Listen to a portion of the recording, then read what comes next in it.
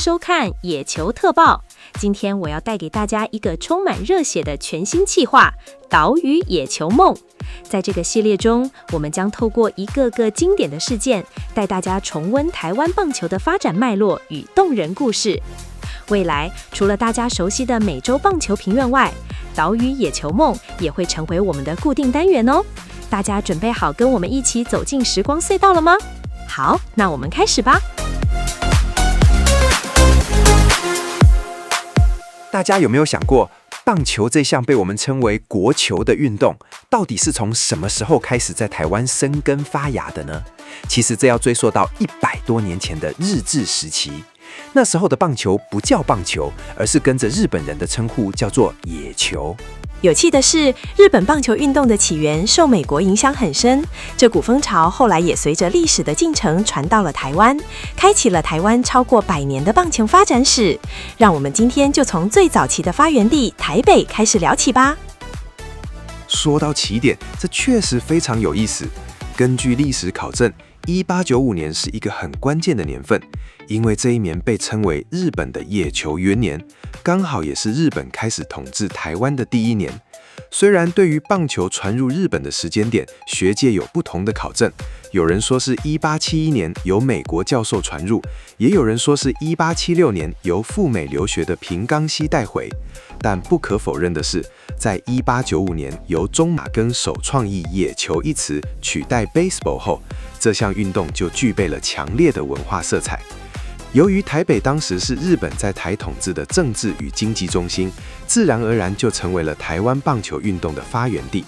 想象一下，在那個還沒有電視與網絡的年代，棒球就像是一種最新潮的社交與競技活動。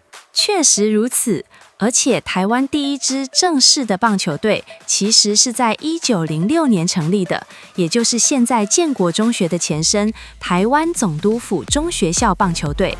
當時是由校長田中健一主導成立的。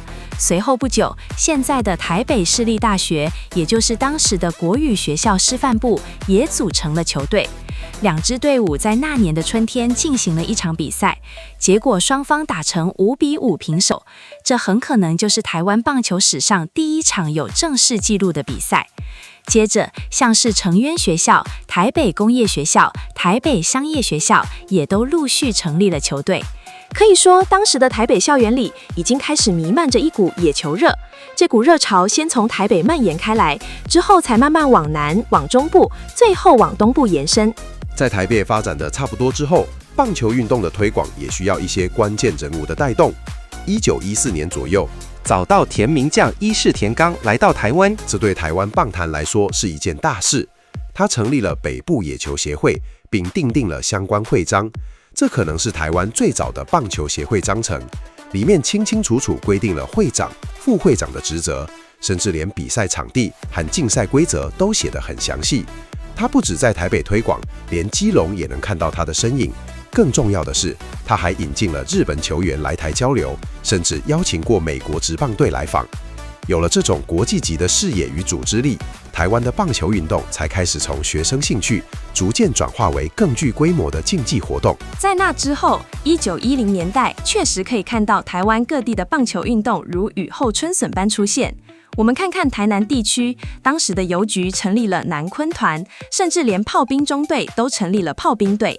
有趣的是，那時候還有很多在台北讀書的台南學生，放假回到家鄉後組成中學生隊，還有像是由官民合組的青葉會、法院野球團等等。在這些隊伍中，實力最強的就是南昆團。高雄地區則是在1914年由實業界組成嫩團，連帶着駐港、台糖、海關等單位也紛紛跟進。台中方面，最早則是從台灣銀行台中分行的職員之間流行起來。這些民間與公務單位的參與，讓棒球不再只是學校裡的體育課，而是融入了社會大眾的生活。沒錯，而且棒球在南部的發展還有一個很有趣的特點，就是跟當時的產業息息相關。例如嘉義的棒球興起，就跟1915年左右糖廠棒球隊的發展有很大的關聯。那種企業贊助、員工組隊的模式，其實跟後來的社會甲組或職業棒球已經有一點雛形的味道了。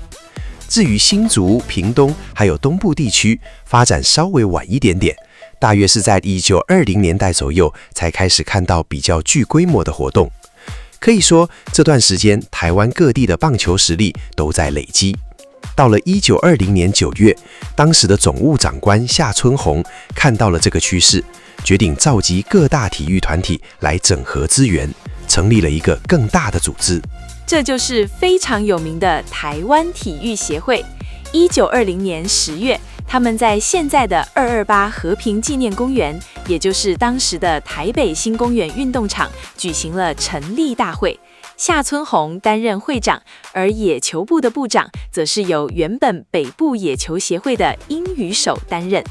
這個協會的成立意義非凡，因為它讓台灣的棒球賽事變得更加系統化。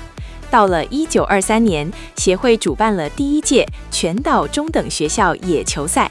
這場比賽不只是單純的冠軍戰，它更重要的意義在於，這是一場前往日本甲子園參賽的台灣代表選拔賽。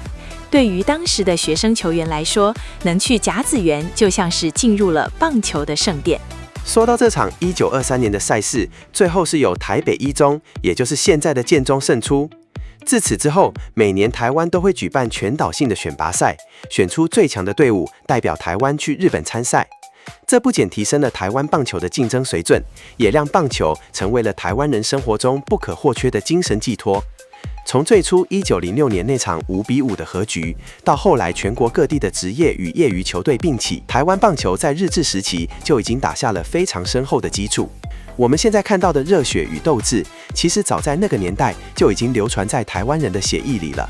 這段歷史確實非常迷人。聽完這些歷史，真的會覺得現在我們能坐在大巨蛋或是各地的球場看球，其實是經過了100多年無數前輩的努力與推廣才有的成果。從最早的台北校園，到糖廠的員工，再到踏上甲子園的土地，每一段故事都讓我們更珍惜這份棒球文化。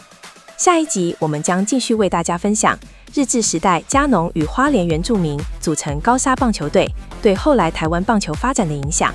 今天非常謝謝大家陪着我們一起回顧這段時光，希望透過這些分享，能讓大家在看球之餘，也能感受到那份台灣棒球歷史的厚度。如果你喜歡我們的內容，記得訂閱並分享哦。野球冰果室，我們下次見，拜拜。